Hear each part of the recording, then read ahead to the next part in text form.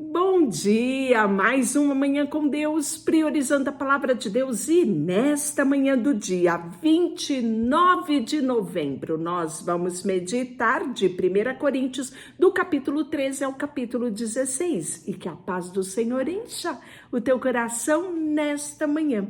Hoje vamos finalizar o primeiro livro de Coríntios.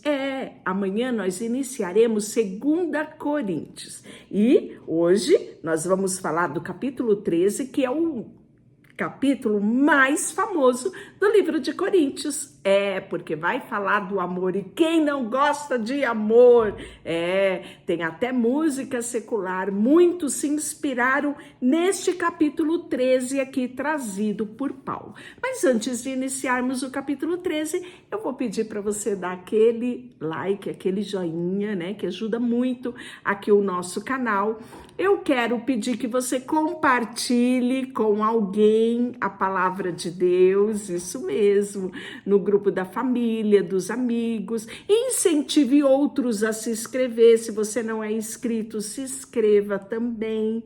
Por quê? Eu já estou falando aqui sobre isso. Nós estamos já finalizando 1 Coríntios, vamos começar 2 Coríntios, e dia 31 de dezembro nós estamos finalizando o Apocalipse, mas iniciaremos em 1º de janeiro lendo a Bíblia, porque priorizar a palavra de Deus é um estilo de vida. E eu quero convidar você, te incentivar a ingressar nesse estilo de vida, que é todos os dias ter uma porção da palavra de Deus no nosso dia a dia. Então, já vai aí anotando na sua agenda, já incentivando outros, oferecendo esse desafio a outros, para dia 1º de janeiro nós iniciarmos em Gênesis capítulo 1. E você caminhando comigo todo ano, você vai ver que é possível sim ler a Bíblia em um ano e muito ser edificada na sua vida. Sem maiores delongas, o amor é um dom supremo. É assim que Paulo inicia o capítulo 13.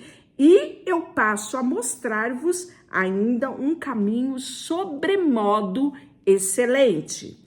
Ainda que eu fale a língua dos homens e a dos anjos, se não tiver amor, serei como bronze que soa ou como símbolo que retine.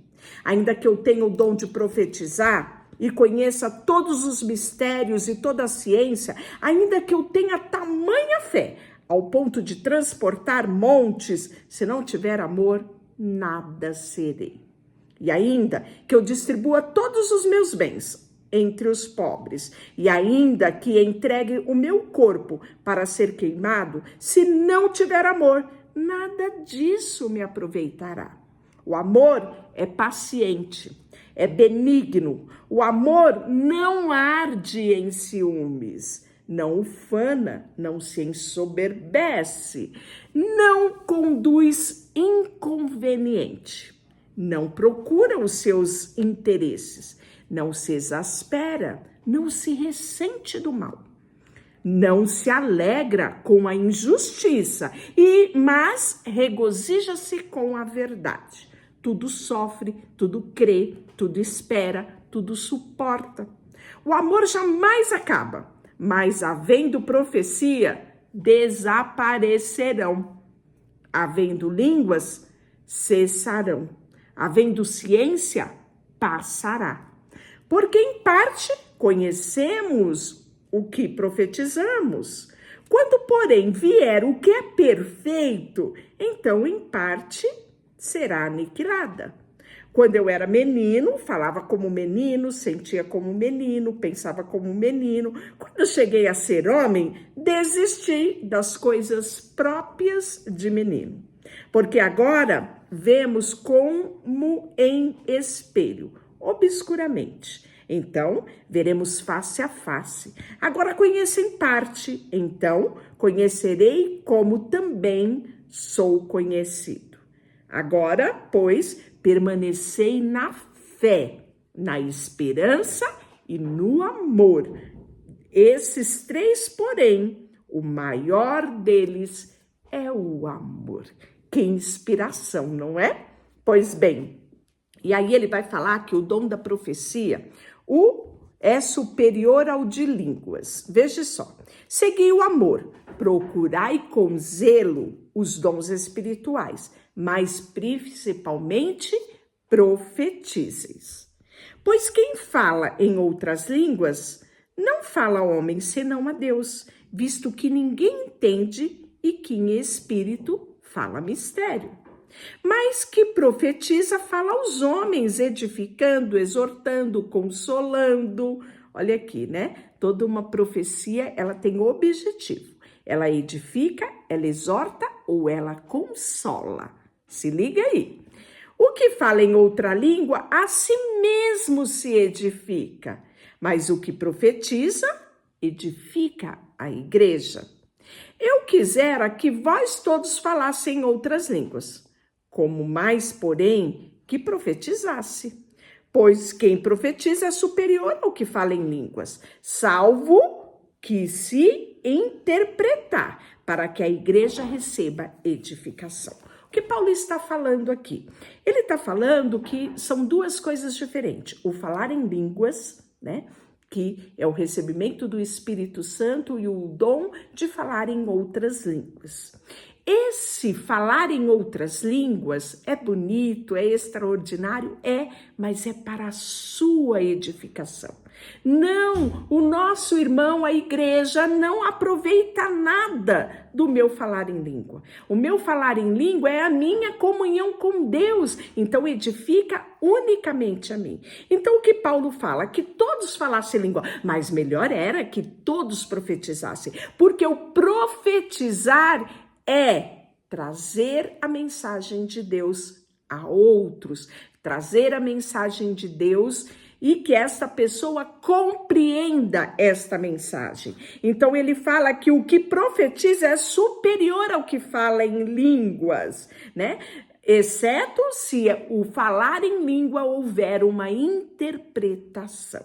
Então isso aqui é muito importante. Por quê? Porque é através da profecia que a igreja ela é edificada. Então não adianta muitas pessoas falarem em língua. É necessário que se muitos falarem em língua, haja uma interpretação para que esta edificação seja da igreja, porque só o falar em línguas é edificação pessoal. Ficou claro isso? Pois bem, agora, porém, irmãos, se eu for ter convosco falando em línguas, olha só, Paulo ainda vai explicar melhor. Em que vos aproveitaria? Se vós não falar por meio de revelação, ou de ciência, ou de profecia, ou de doutrina, é assim que instrumentos inanimados como flauta, cítara, quando emitem sons, se não derem bem distintos, como se reconhecerão o que toca a flauta, o que toca a cítara? Pois também, se a trombeta der som incerto, quem se preparará para a batalha? Assim vós, com língua não discerdes palavras compreensível, como se entenderá o que dizes? Porque estareis como se falasse ao ar. Mas há, sem dúvida, muitos tipos de vozes no mundo, e nenhum deles, contudo, sem sentido. Se eu, pois, ignorar a significação da voz, serei estrangeiro para aquele que fala, e ele estrangeiro para mim. Assim também vós, visto que desejais dons espirituais, procurai progredir, para que haja edificação na igreja. Pelo que o que fala em línguas deve orar para que possa haver interpretação. Porque se eu orar em outra língua, o meu espírito ora de fato, mas a minha mente fica infrutífera. Que farei, pois? Orarei com o espírito, mas orarei com a mente. Olha que ensino extraordinário que Paulo me diz. Que ele diz que tem que haver toda uma unidade, um conjunto. Se eu falo em língua, nem eu mesmo interpreto, mas eu posso orar em língua que é a linguagem dos anjos, o meu espírito ser edificado e, em contrapartida, a minha mente orar também, né? Você sabe como que é orar em mente? Orar com aqui, ó, com a cabeça, sem precisar pronunciar. Sabe quando você está naqueles lugares onde você não pode falar nada, né? Você precisa ficar em silêncio, mas você pode orar o tempo inteiro com a sua mente. E como isso é valioso no nosso dia a dia. Então, Paulo está unindo essas duas coisas extraordinárias, que é o orar com a mente e o orar em línguas, né? Lembrando que tudo isso é para minha edificação. E aí, ele fala: e se tu bendizesse apenas em espírito, como dirá o indulto? Amém. Depois da tua ação de graça, visto que não entende o que dizes, porque tu de fato dás bem a graça, mas ao outro não é edificado. Dou graças a Deus porque falo em outras línguas mais do que a todos vós. Contudo, prefiro falar na igreja 5 palavras com meu entendimento para instruir outro e falar 10.000 palavras do que falar 10.000 palavras a outros, né? Então, falar em língua, se não há interpretação, é só para você, né? Use essa linguagem, essa oração espiritual nos teus momentos secretos. Na igreja, é importante que haja interpretação para que atinja o objetivo de edificação do corpo.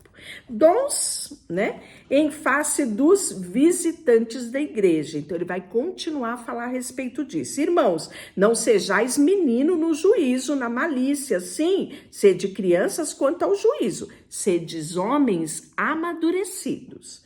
Na lei está escrito: falarei a este povo por homens de outras línguas, por lábios de outros povos, e nem assim me ouvirão, diz o Senhor. De sorte que as línguas constituem um sinal não para crentes, mas para incrédulos. Mas a profecia não é para os incrédulos, e sim para os que creem. Se, pois, toda a igreja se reunir no mesmo lugar e todos puserem a falar em outras línguas, no caso de entrarem doutos ou incrédulos, não dirão porventura que estão loucos? Porém, se todos profetizarem e entrar algum incrédulo e douto, é ele por todos convencido e por todos julgado. Torna-se-lhe-á manifesto os segredos do coração. Assim, prostrando-se com a face em terra, adorará a Deus, testemunhando que Deus está de fato no meio de vós. Então, muito claro, não é? Essa instrução de Paulo à igreja de Corinto. Que faremos, pois, irmãos, quando vos reunir? Tem salmo, doutrina, o outro traz revelação, aquele outras línguas e ainda outro a interpretação. Seja tudo feito para edificação. No acaso de alguém falar em outras línguas, que não seja mais do que 2 ou 3, quando muito 3, e isso sucessivamente, caso haja intérpretes. Mas, não havendo intérprete, fique calado na igreja, falando consigo mesmo e com Deus. Tratando-se de profetas, falem apenas 2 ou 3, e os outros julguem. Se, porém, vier revelação a outro que esteja sentado, cale-se o primeiro, porque todos podereis profetizar, um após o outro, para todos aprenderem a serem consolados. Os espíritos dos profetas estão sujeitos ao próprio profeta, porque Deus não é Deus de confusão, e sim de paz. Como em todas as igrejas dos santos, conserve-se as mulheres caladas nas igrejas, porque não lhe é permitido falar, mas estejam submissas, como também a lei assim o determina. Então, aqui temos muito, como já falei, o contexto da época, né? Que se reunia na sinagoga Os homens, as mulheres podiam até assistir, mas a elas não era dado o direito de fala, de comungar ali, né? Elas sentavam até de uma forma mais retraída. Então, isso era um costume da época. Se, porém, querem entender alguma coisa, interroguem em casa. Então, ou seja, se a mulher tinha alguma dúvida, ela perguntava para os de casa, para o marido, para o irmão, para um pai. Era assim que era o costume da época. O próprio marido, porque para a mulher é vergonhoso falar na igreja. Porventura, a palavra de Deus originou no meio de vós ou veio ela exclusivamente para vós outros? Se alguém considera profeta ou espiritual, conheça o mandamento do Senhor que vos escrevo. E se alguém ignorar, será ignorado. Portanto, meus irmãos, procurai com zelo o dom de profetizar, e não proibais o falar em outras línguas. Tudo, porém, seja feito com decência e ordem. Olha que coisa maravilhosa esse ensino para nós, igreja de hoje, né? Agora vamos por capítulo 15, ressurreição de Cristo, que é o penhor da nossa ressurreição. Irmãos, venho lembrar-vos do evangelho que vos anunciei, o qual recebeste e o qual ainda perseverais. Por ele também sois salvos, se retiverdes a palavra tal como eu preguei, e menos que tenhais crido em vão. Antes de tudo, vos entreguei o que também recebi, que Cristo morreu pelos vossos pecados, segundo as Escrituras, e que foi sepultado e ressuscitou ao terceiro dia, segundo as Escrituras. Então, aqui você pensa que é apenas Novo Testamento que ele está falando? Não, ele está fazendo menção ao Antigo Testamento. Ele está falando da morte de Jesus quando Isaías profetiza isso em Isaías 53, do 5 ao 12. Ele fala que ele foi sepultado e ressuscitado, ele está fazendo menção a Salmos 16, 6. Ele faz menção 16 do 8 ao 10, Salmo. E ele faz menção à profecia de Oséias, isso mesmo, Oséias 6, 2.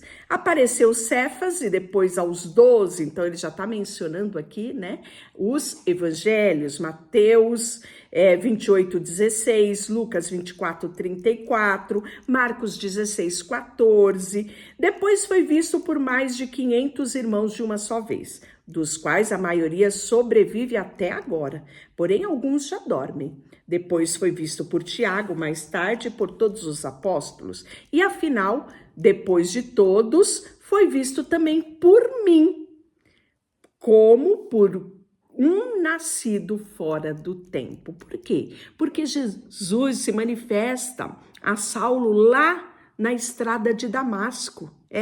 Ele vê Jesus ressurreto, né? Ele ouve a voz e ele diz: Saulo, Saulo, por que tu me persegue? Ele pergunta: quem és? Né? E Jesus se manifesta a ele. Então ele fala: porque eu sou o menor dos apóstolos, que mesmo não sou digno de ser chamado apóstolo, pois persegui a igreja de Deus, né? Então, você sabe um pouquinho da história de Atos, né? Atos 8 lá fala dessa perseguição de Paulo.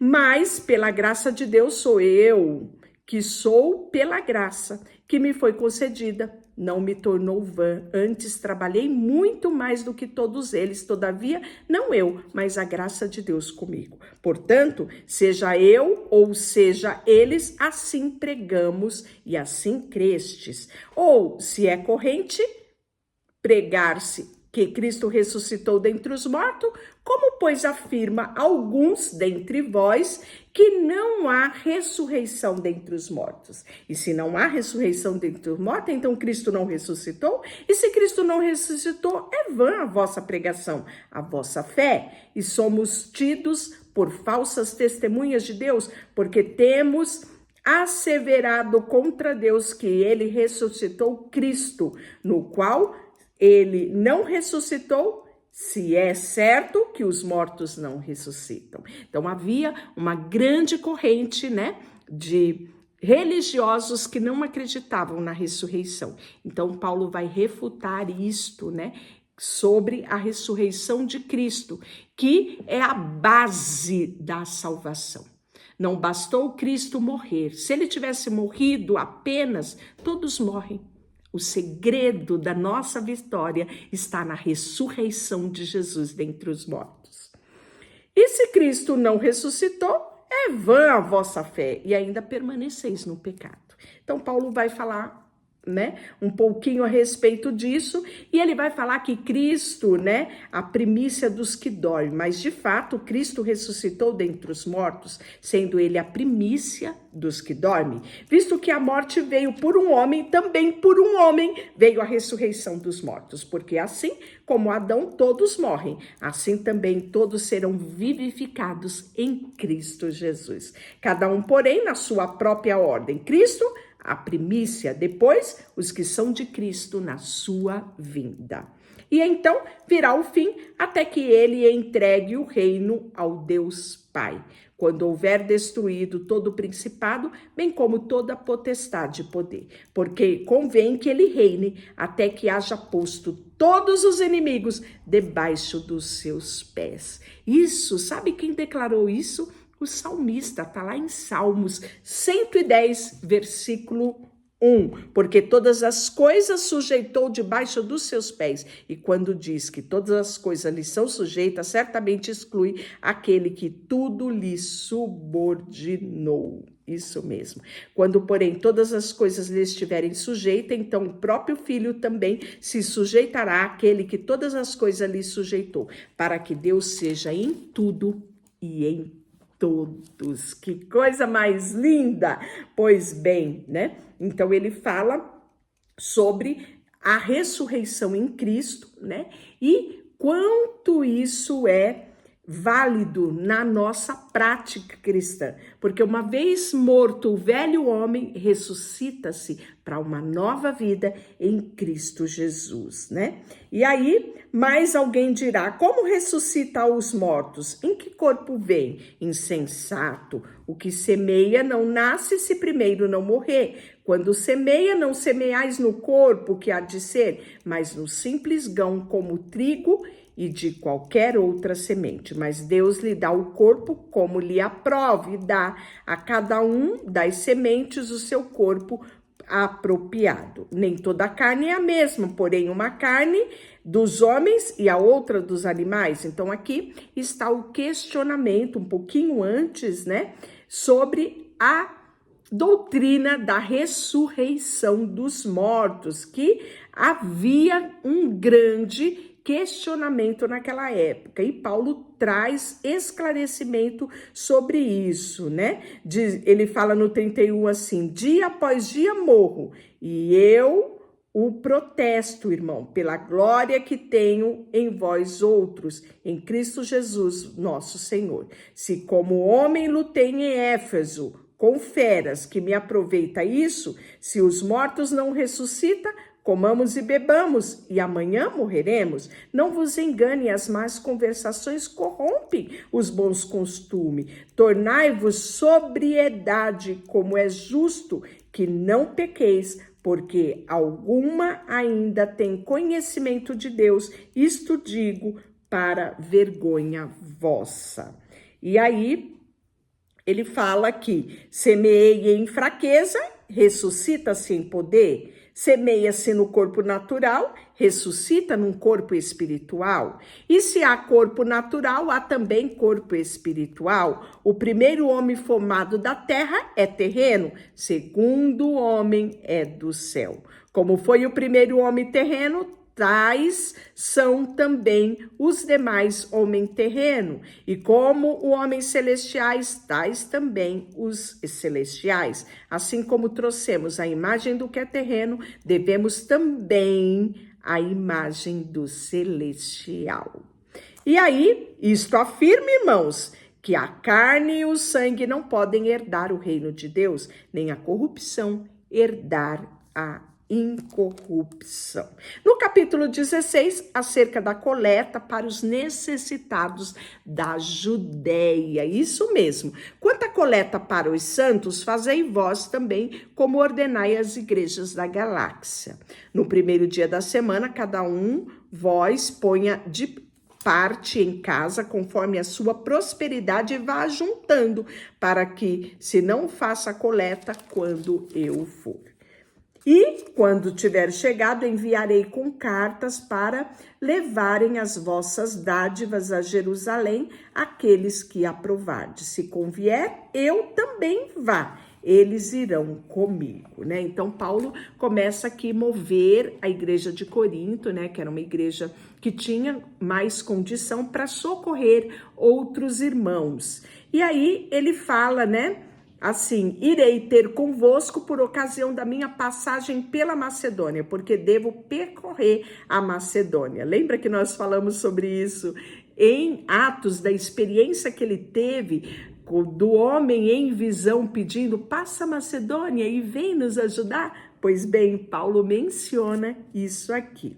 E aí, por que não quero agora ver-vos apenas de passagem, pois espero permanecer convosco algum tempo, se o Senhor assim me permitir. Ficarei, porém, em Éfeso até Pentecoste, porque uma porta grande e oportuna para trabalho se me abriu e há muitos adversários.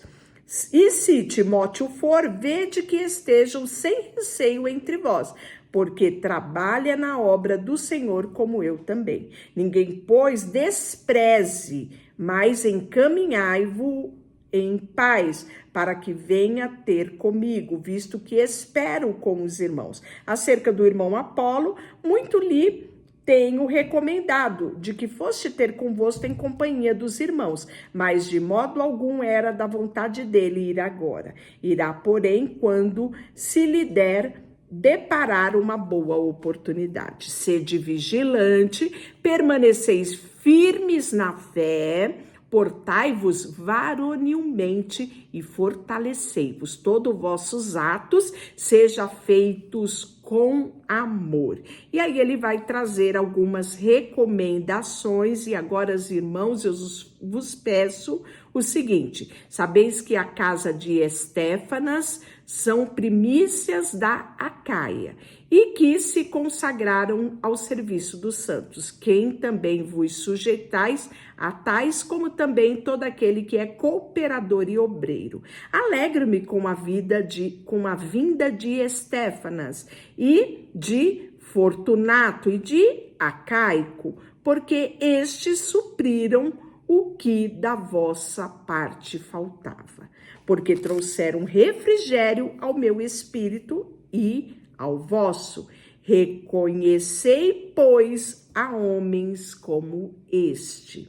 A igreja da Ásia vos saldo no Senhor, muito vos saldo, Áquila, Priscila, e bem assim a igreja que está na casa deles.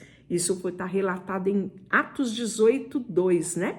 Desta igreja que estava formada lá na casa desses dois amigos queridos, né? Esse casal de Áquila e Priscila. Todos os irmãos vos saudam, saudai-vos uns aos outros com um ósculo santo, beijo, né, de saudação. A saudação escrevo eu, Paulo, de próprio punho. E se alguém não ama o Senhor, seja anátema, maranata, que quer dizer vem nosso Senhor. A graça do Senhor Jesus seja convosco e o meu amor seja com todos vós em Cristo Jesus. Amém. Deus te abençoe. Deixa eu orar por você, Senhor, nesta manhã. Colocamos diante de ti o nosso coração, a nossa vida, e queremos sim, todos os dias, servir ao Senhor, olhando para a tua palavra, o testemunho de tantos homens e mulheres que assim dedicaram suas vidas. É inspiração para nós nos dias de hoje, para permanecermos firmes no Senhor e na força do teu poder. Em nome de Jesus, amém? Deus te abençoe.